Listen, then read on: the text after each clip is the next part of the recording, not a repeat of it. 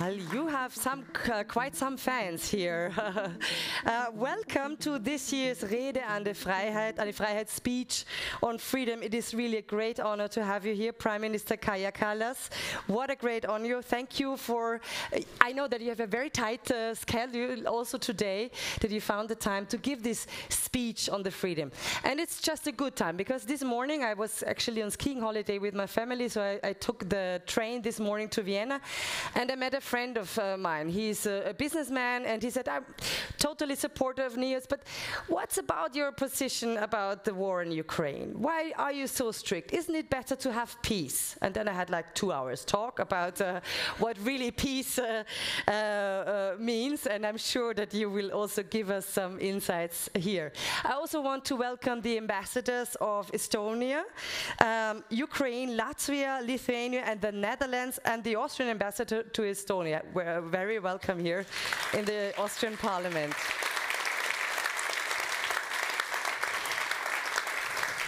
Just very few words. This is the third time that we have this speech on freedom, and every year when we are preparing for this speech, I find myself thinking how important it is to give this speech year after year. 3 years ago, we talked about businesses and bureaucracy, but last year it was already the war on Ukraine that was mainly in the focus. We live in an era in which freedom is anything but self-evident. At a time in which the end of history, as we all thought, proclaimed by Francis Fukuyama, seems like a dull joke, and it's no coincidence and it's a good coincidence that we have this speech today, facing the very sad 2-year anniversary. We all know that's not only 2 years, but 2-year anniversary of this brutal aggression of Russia against Ukraine. In this time, our freedom is threatened by bombs, by grenades in Putin's brutal war, but not only by bombs and grenades, it's also threatened by words. And I think we're going to hear about that too, or talk about this too, especially in times when we are facing European elections, and all these fake news and disinformation campaigns swapping all over the social media are really threatening our way of life, our freedom, and also our democracy. More than ever, Europe and the world, but especially Europe, needs strong leaders, and I'm very glad to have you here. You are a strong leader and a strong voice for Europe and for the freedom. Welcome again, and thank you for your words, Kaja Kallas.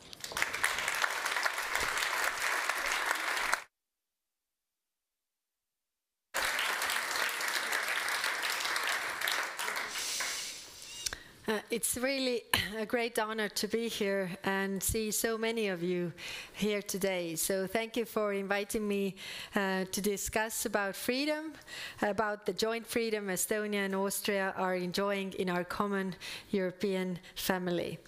Estonia and Austria are vivid examples of how a shared space of values has been reached through different, sometimes even totally opposite, developments in the course of one century. After the Second World War, in 1955, Austria escaped from the control of the Soviet Union by pledging neutrality in its constitution. Austria joined the EU in 1994. Estonia escaped 50 years of Soviet occupation when it restored its independence in 1991. We joined the EU and NATO in 2004.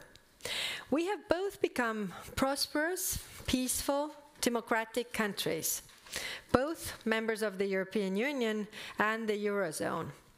The European freedom and solidarity that we share is grounded in democracy, respect for human rights, and the rule of law. And we also know that these values are required not only for individual freedoms and the well-being of our people, but also for our own security. Estonia and Austria are both strong supporters of the rules-based international order and international law, a defensive shield against a vision in the world where might makes right and where bigger neighbors can overrun smaller ones by impunity. Ladies and gentlemen, freedom is one of those things you don't think about until it's gone. Freedom for many got under another meaning after Russia began its large-scale attack against Ukraine on the 24th of February, just 2 years ago. Russia's aggression reminds us that for freedom to prevail, you must be ready and able to fight for it. Freedom itself is priceless, but to keep it always has a price. Estonia has a painful lesson in our history about freedom. We lost it, and we lost a fifth of our population to Soviet terror. In fact, before the World War II, Estonia declared itself neutral, balancing between two evil empires. Despite this, we were occupied by both.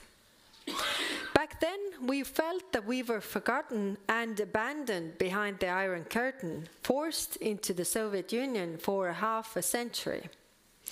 We have learned a few things from this, and this also explains our policy decisions. First, you need to fight for freedom, whatever the odds. Because not fighting is worse. Today, Ukrainians are proving the same thing to the entire world every single day. Second, in Estonia, we believe that if you want peace, you must also show that you are prepared for war. Estonia has been spending 2% of our GDP on defense for many years, and now we have increased our defense expenditure over 3% of our GDP. We have long had a conscription service and armed forces based on reserves. And third, as soon as we escaped the Soviet prison, we decided we would never be alone again. Never without friends, never without allies. That is why we decided to join the European Union, and that is why we decided to join NATO. Ladies and gentlemen, politicians have the responsibility to formulate hopeful yet realistic visions for the future. During the past 2 tragic years, there have been several hopeful developments. Ukraine has put the free world's military, humanitarian, and economic aid to great use. Ukraine is an EU candidate country now. Putin is under an arrest warrant of the International Criminal Court, and we are discussing international tribunal modalities among the leaders. There are clear movements within the G7 and the EU on how to use Russia's frozen assets for reconstructing Ukraine, which is not only strategically, but also morally and legally right thing to do. Ukraine's reconstruction must take place already now. Kindergartens, bridges, homes for foster families for the children orphaned by the war are among those that Estonia has helped to build. Reconstruction combined with the European integration and reforms is a perfect boost for Ukraine's economy, and it also helps Ukraine move closer to the European Union.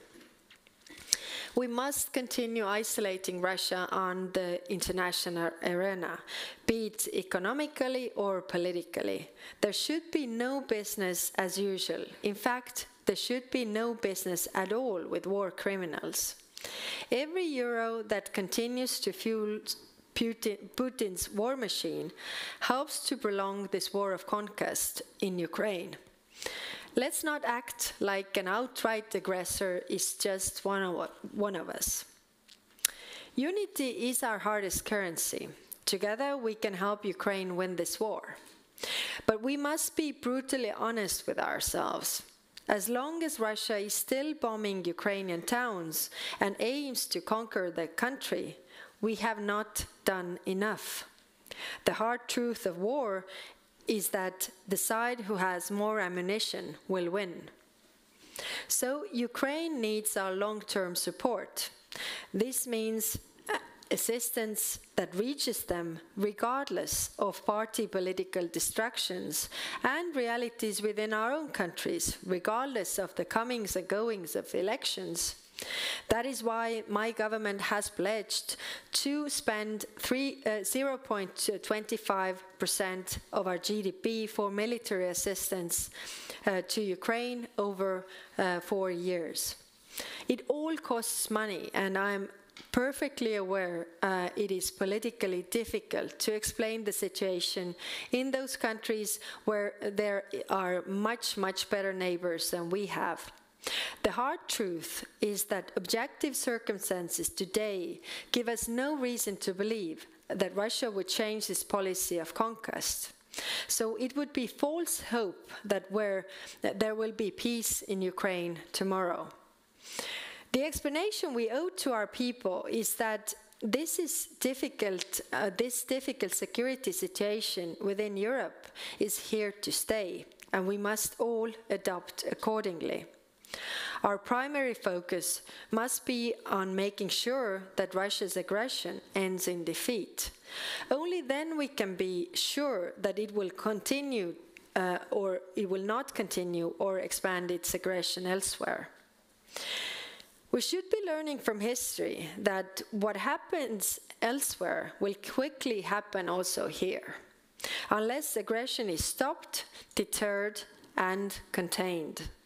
That is why the best way to secure ourselves is to make sure we help Ukraine to win this fight for freedom.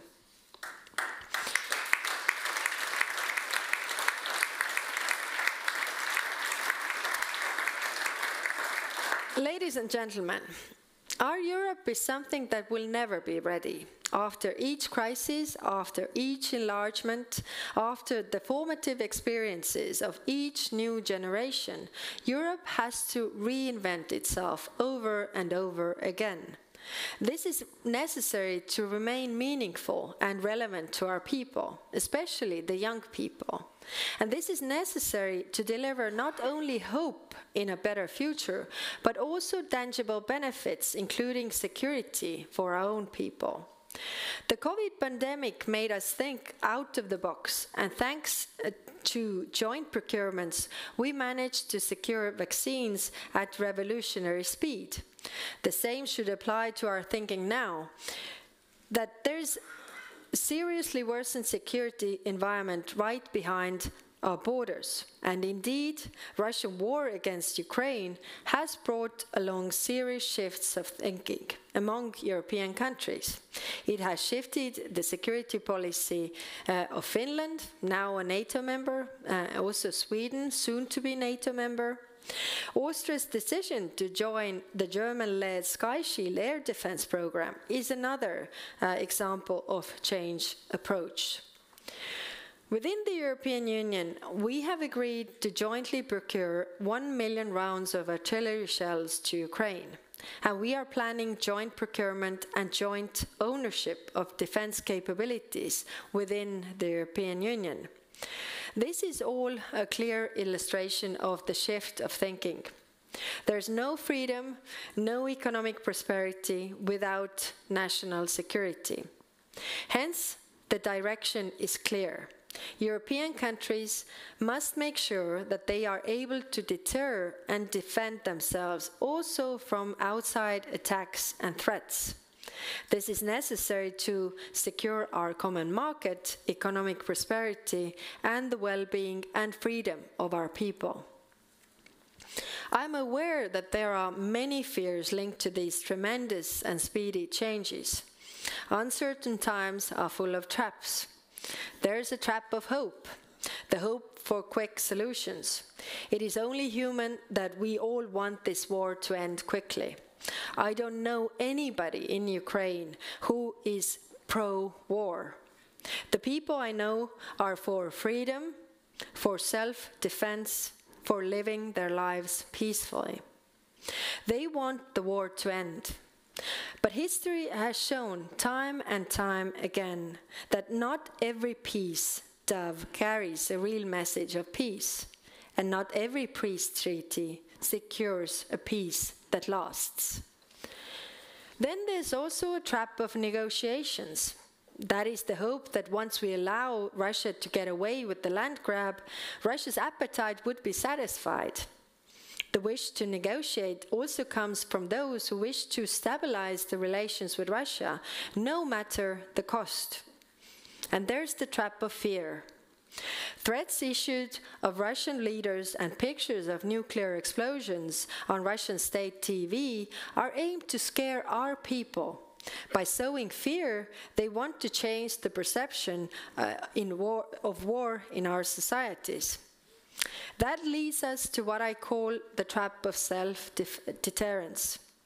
Fear of escalation creates self-deterrence. As a result, some argue that to help Ukraine to defend themselves means to escalate. My reply: defense is not escalation. Resistance does not provoke Russia. Weakness does.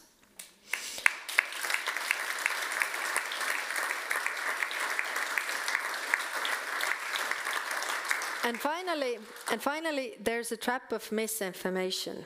While fear is one of the tools that Kremlin uses to prevent democratic leaders and societies from supporting Ukraine, then disinformation and influence operations are another one. The front line of Putin's so-called shadow war is located in the hearts of our own democracies: universities, parliaments, media, and other institutions. The Kremlin's disinformation is reaching wide audiences via social media. It sits literally within our pockets, phones, and apps. The aim of Russia's influence operations are to create distrust and change our policies. The aim to deter our societies from supporting Ukraine, spark domestic divisions, and influence democratic decision-making process, including decisions we make at the ballot boxes. The latest example is from Germany, where a vast anti-Ukraine disinformation campaign against the government via the social media platform X was discovered. The target was to support of the German government for Ukraine. More than 1 million German-language posts were sent from an estimated 50,000 fake accounts. There have always been several recent examples of influence operations. Among the latest examples are European Parliament member from Latvia, who the European Parliament is now investigating for decades-long cooperation with Russian intelligence and security services. A joint journalistic investigation recently revealed that an advisor to the German Bundestag deputy of the Alternative for Germany, AfD party, might be a Russian intelligence agent. In my own country, our internal police recently detained a long-term university professor from Russia who is suspected of engaging in intelligence activities. The best vaccine against such threats is to speak openly about these incidents. That is why Estonian internal police has a long track record of revealing the stories of caught spies, also to the wider international public. Ladies and gentlemen, freedom is not for free. We all pay for it. And we need to explain this to our voters. We mustn't be afraid. In fact, it's the fear itself that we have to be afraid of. Like my father has always told me, only freedom will give certainty, will conquer fear, and will guarantee a fair economy. Thank you.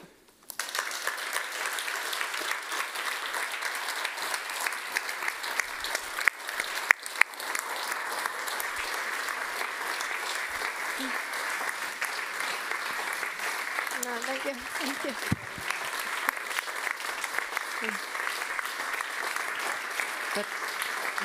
Thank you very much. But it's not over now. There are a few more to come. I want to welcome you in my role as the president of the NEOS Lab, and it's a pleasure and an honor for me to host you all. And the greatest honor of all for us is to have you as a speaker here for our speech on freedom for 2024. Thank you very much for that.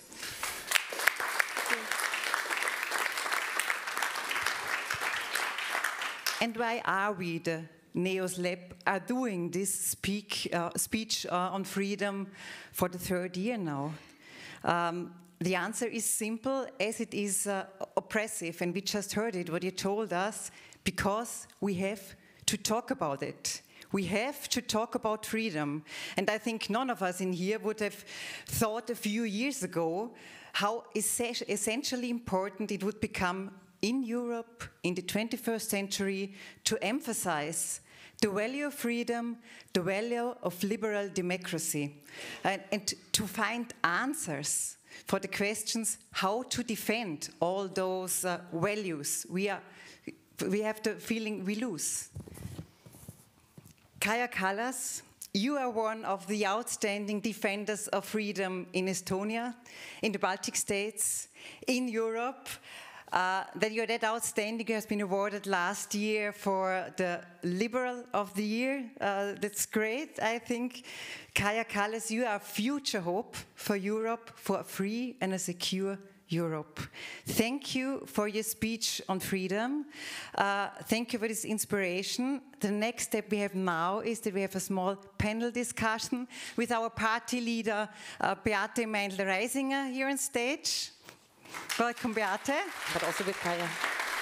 Our lead candidate for the European elections, Helmut Brandstätter. And as well, Kaja Kallas, thank you. You have to leave us, that's an information for us, you have to leave us at 4 on punctually, that's what we heard. But the rest of us, we have time afterwards for a small conversation with snacks and drinks after the discussion. Thank you very much. Yeah, thank you very much. Welcome, everybody. Thank you, Prime Minister, for your speech.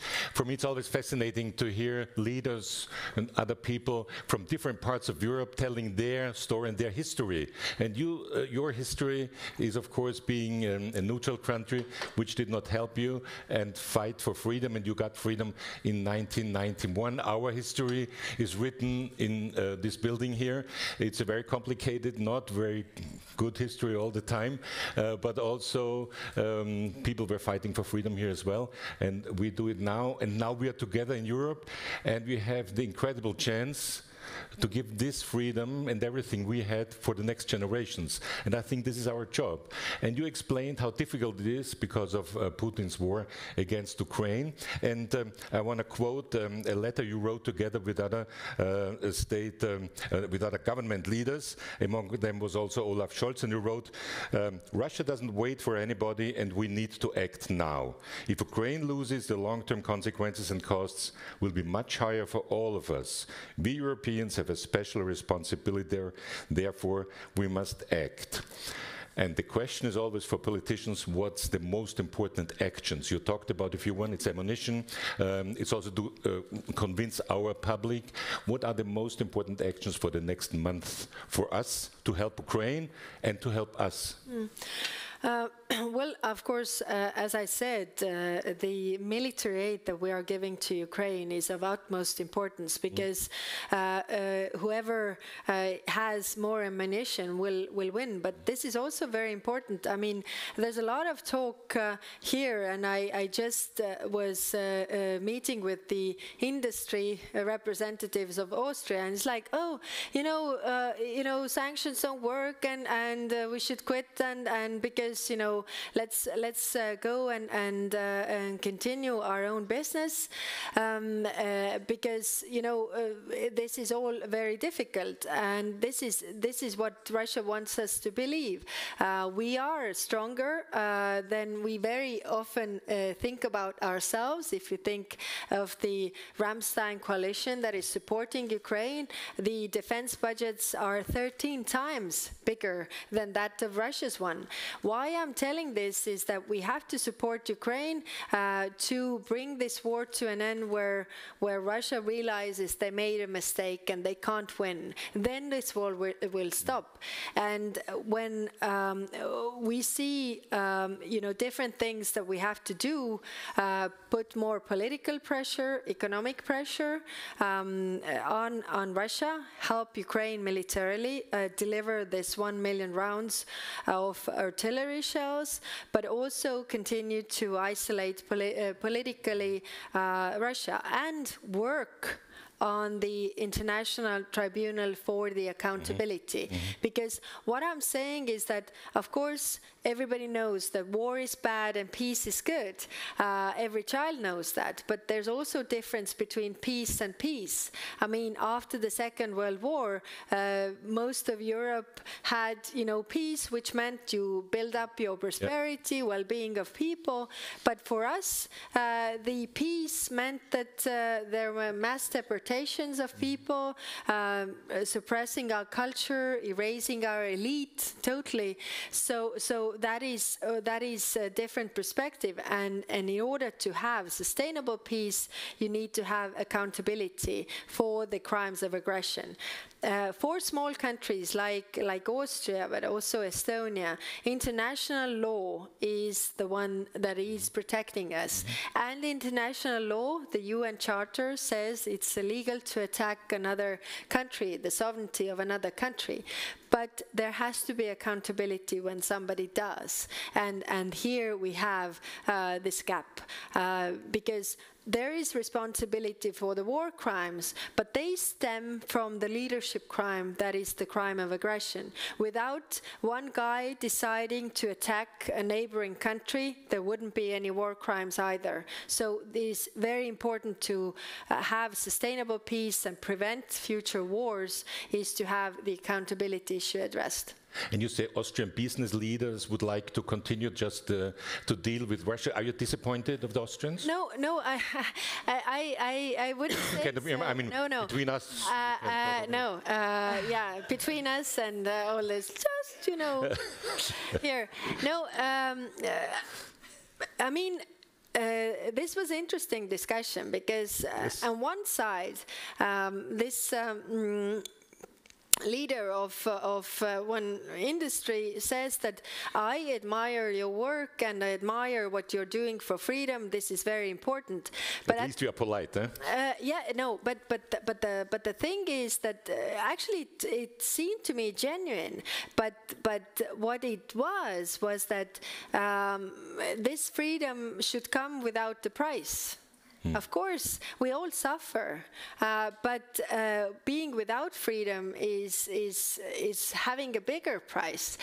And the question is here whether you in Vienna feel that, oh, this war is very far away, it doesn't really affect us, I mean, we can continue here. But I took the geographical locations. You are much closer to the war than we are, much closer, much closer. Why do you think that it doesn't affect you? When we are not strong enough, I mean, right now, pushing it back. Aggression always invites aggression. If aggression pays off, you will have more of it. That is the lessons from history. I mean, take any kind of history book. This is very warm here. It's the Russian gas, right? Cheap. Yeah, it's Okay. Russian gas is a very good point. She's right. Russian gas is a good point. I want to pass over to Beate. We don't have Russian gas. We toned down. It's much fresher back home. But you know what? And healthier. If she was prime minister, we wouldn't have Russian gas either, because they are good. No, as a matter of fact.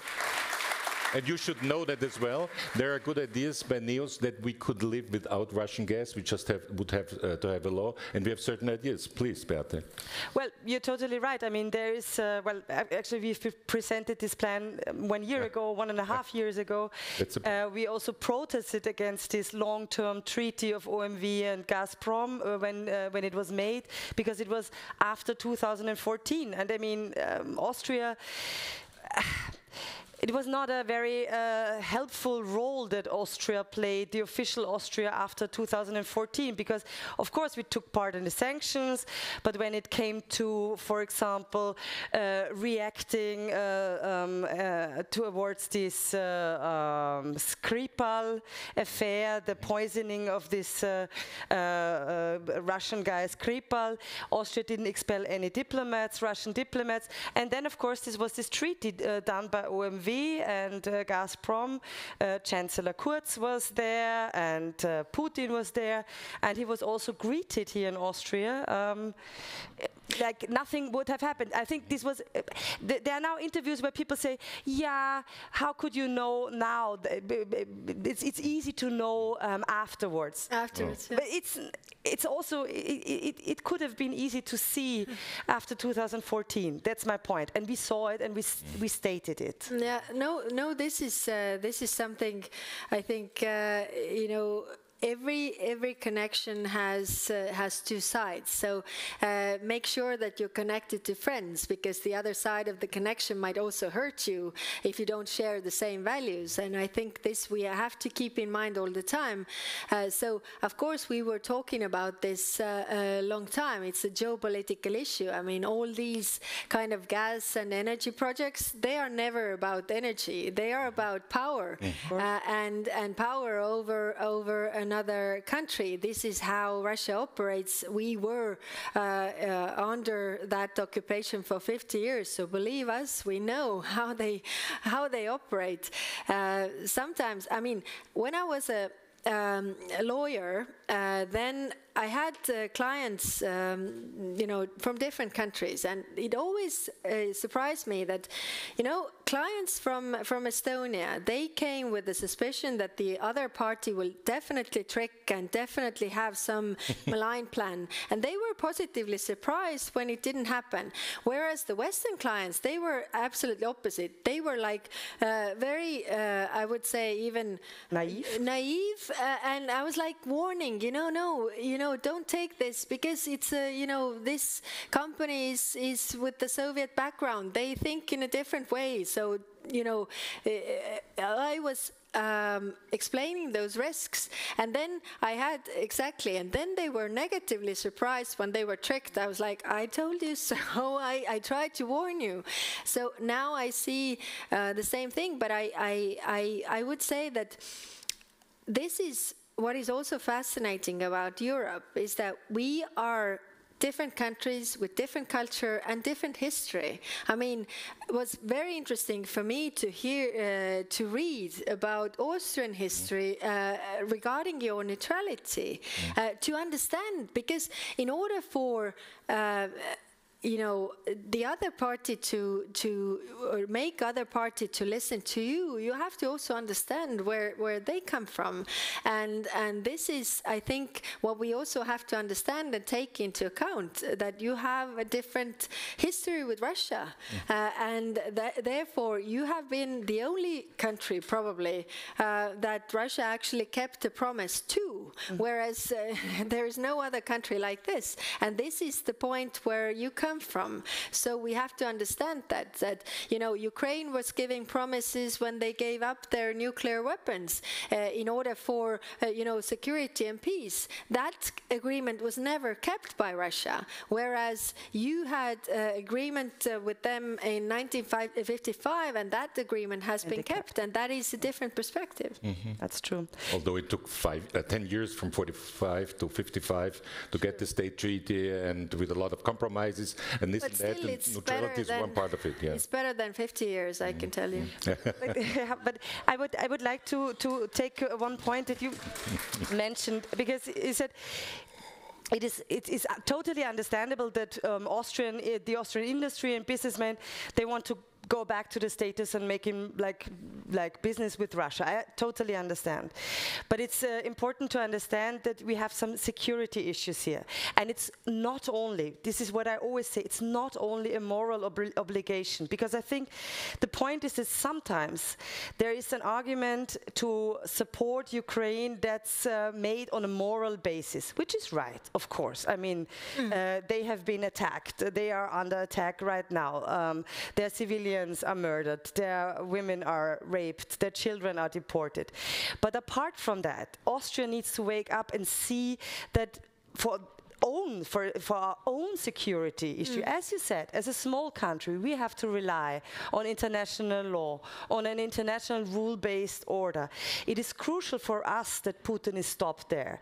And that's what I always tell those businessmen and whoever is talking about peace. Like, for example, the mayor of Graz, she's from the Communist Party, she said, who should attack us if we would behave properly, she said in the interview. I mean, this tells everything you need to know. It's not about behaving properly, it's about our own interest in an international rule-based order, and security comes first. And that brings me to the next question: how do we organize that? Of course, we have the common foreign policy and common defense policy, but do we need a kind of a defense union within Europe? Nobody knows what's happening in the United States. What will a certain Mr. Trump do if he becomes president again? How do you see European defense union? What would Niels want? My view is this. We have a defense alliance, which is NATO, and we can't build any alternative structures, because why? In military terms, it is of utmost importance who gives orders to whom. I mean, if you have a military situation, then, you know, the chain of command has to work. When you have two parallel structures, whether your army is under the NATO's command or the European structure, so you can't have that. You can't have that. So, but what we can do in Europe, and what we must do in Europe, is to invest more in our defense, because the strength of NATO, strength of Europe, is combined strength of each and every army. And in 1988, all the NATO's countries spent over 2% of their GDP on defense. Because why? The threat was real, because the Cold War was there. Now it is not the case, because, and I don't understand why, because it's not the Cold War, it's a hot war in Europe, and still some countries don't invest enough in defense.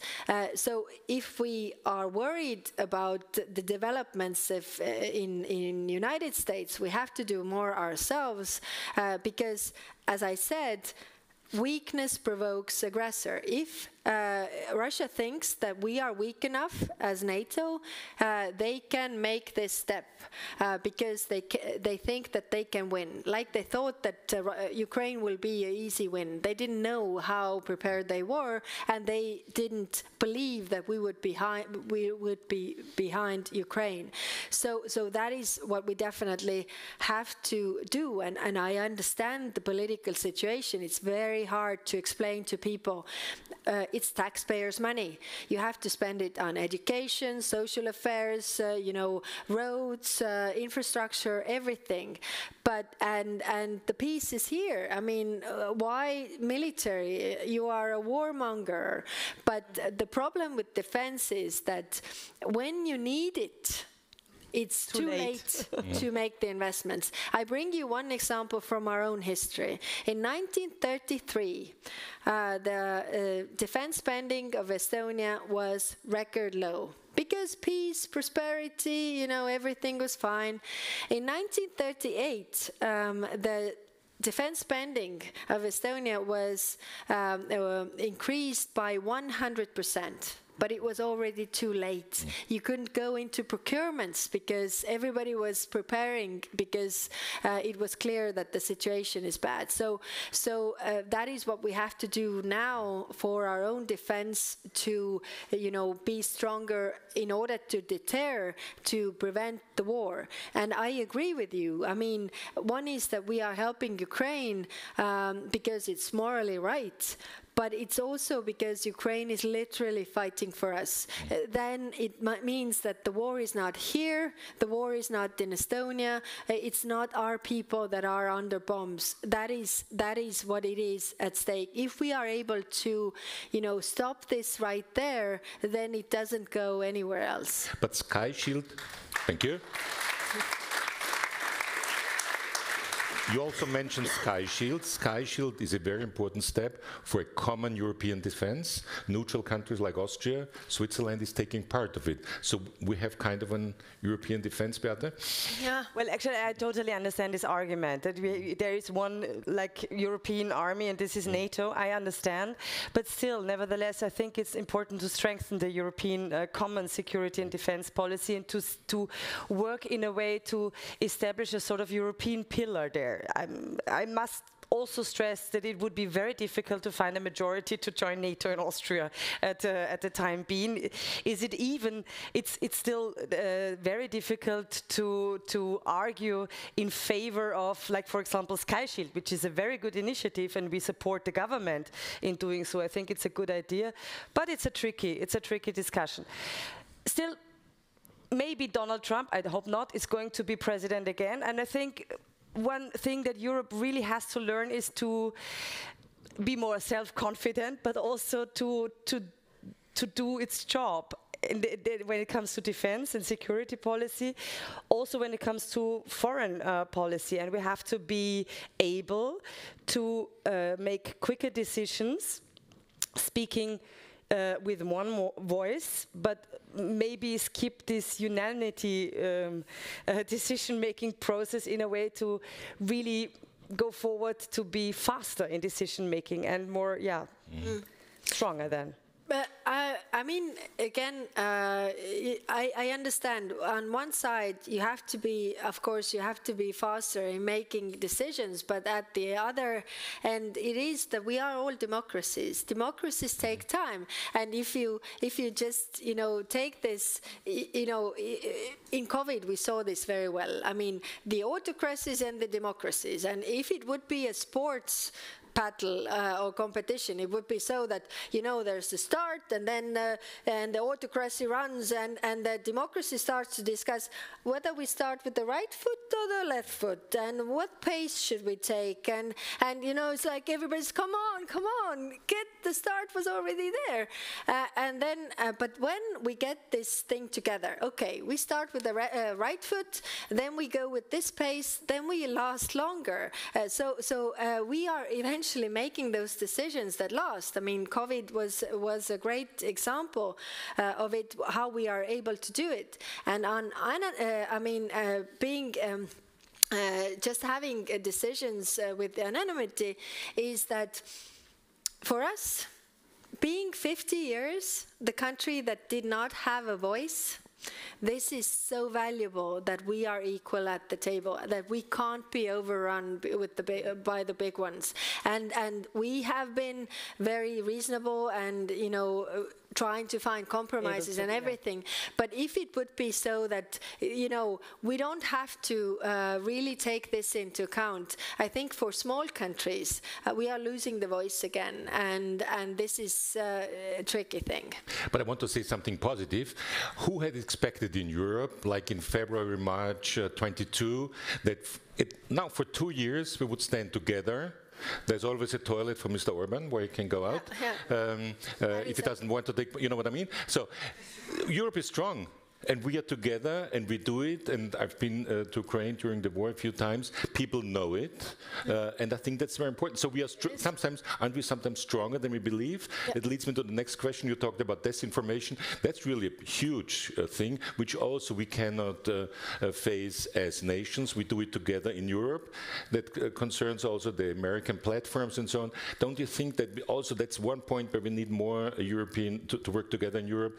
Foreign policy, speak with one voice. So there's a lot to do. Yeah. Where do you think are the most important things we should, next 5 years? There will be very interesting people in the next European Parliament, probably.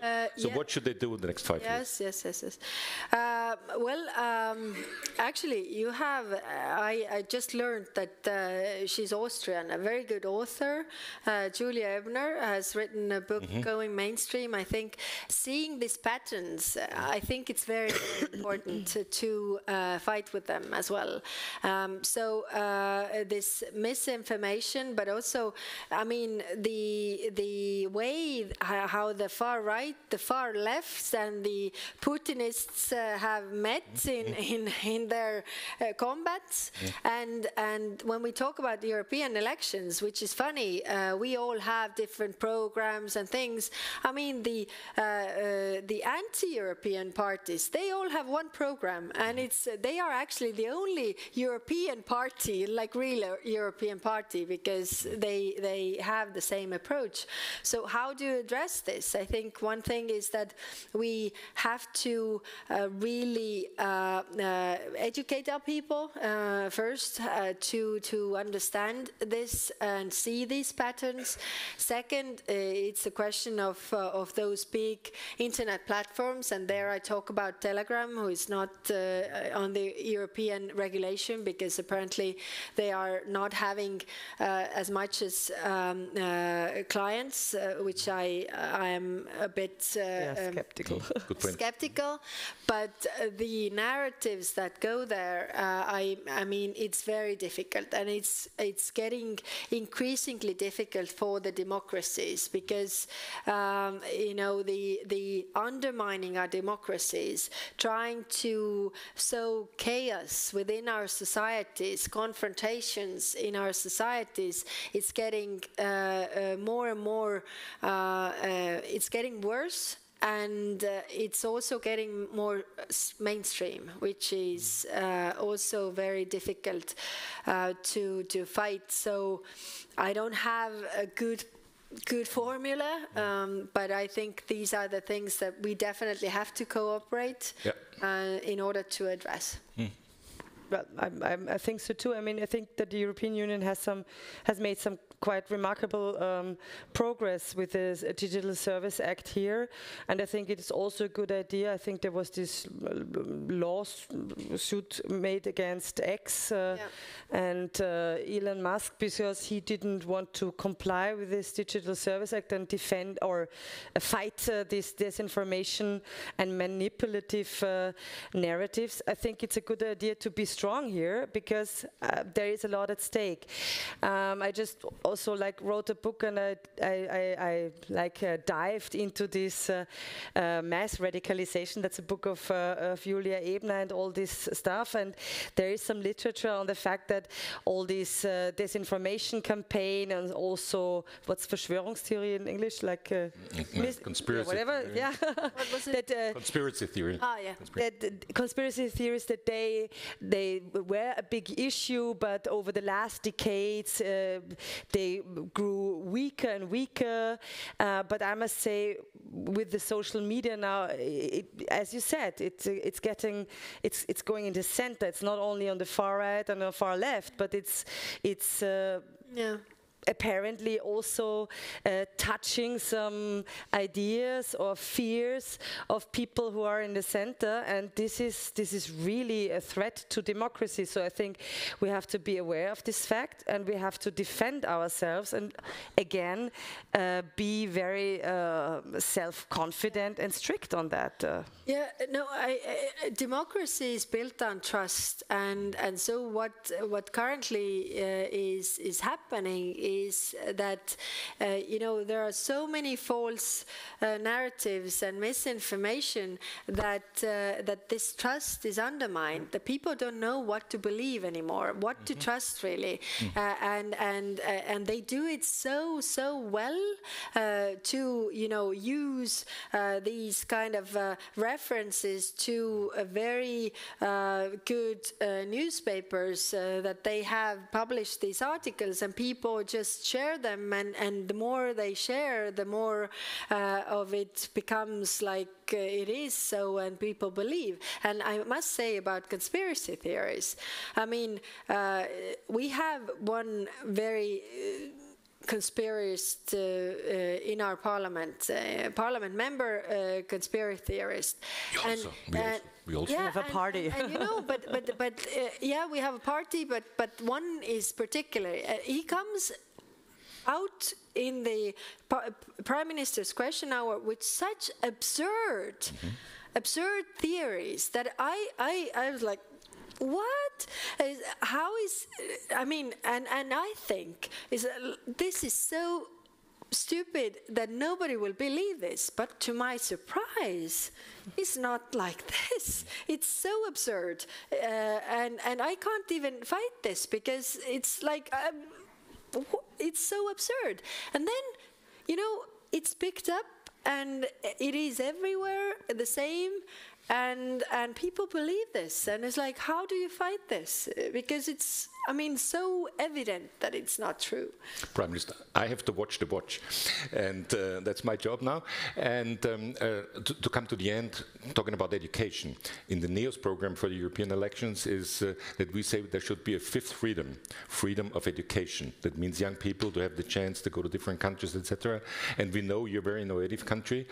You have 2-3 points which you would tell us what we should do for better education. You're very good in PISA as well, so congratulations.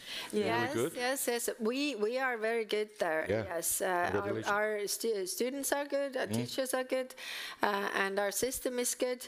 It's very autonomous, so there is a lot of a lot of decision power for the schools, for the teachers, how to really educate, and also for the local governments as well, how to form the program. But yeah, we are very proud of our system, and what, of course, the question is very much about the STEM subjects, and we are very happy that we are on top of Europe and I think third in the world or something like this in maths and science. And what is one thing that I would bring as an example, how you really bring the attention or why should children be interested in this? And this is the heroes that children have. So what we did years ago, we had a cartoon where the lead character hero was a girl, a dog that was an inventor. So it was all about math, science, physics. You know, the songs were like, chemistry is good, physics is interesting, you know, da-da-da. And this was all the dog talked about. And now when I saw one of the, you have all the indexes, and we are top country of women inventors. I was like, yes, the cartoon works. Congratulations. So that's a real good example. I just want to add one thing. I was there. I've visited some schools and I saw the school system. You talked about trust, and I think it's also a trust issue. You trust the teachers trust the students, and I think it's all about building freedom. a circle. It's all about freedom. It's all, it's trust and freedom and autonomy, which is totally different than the system here in Austria. Thank you. Thank you very much, Beate. Thank you very much, Prime Minister. Here you have a meeting with the Chancellor. Yes. Tell him this, what we just talked about, especially for autonomous schools. Yeah, it's a very good idea. And I also wish you a wonderful evening in the Opera Ball. That's a great party. It's a great ball. It's wonderful. It's just better to sit at home and watch it.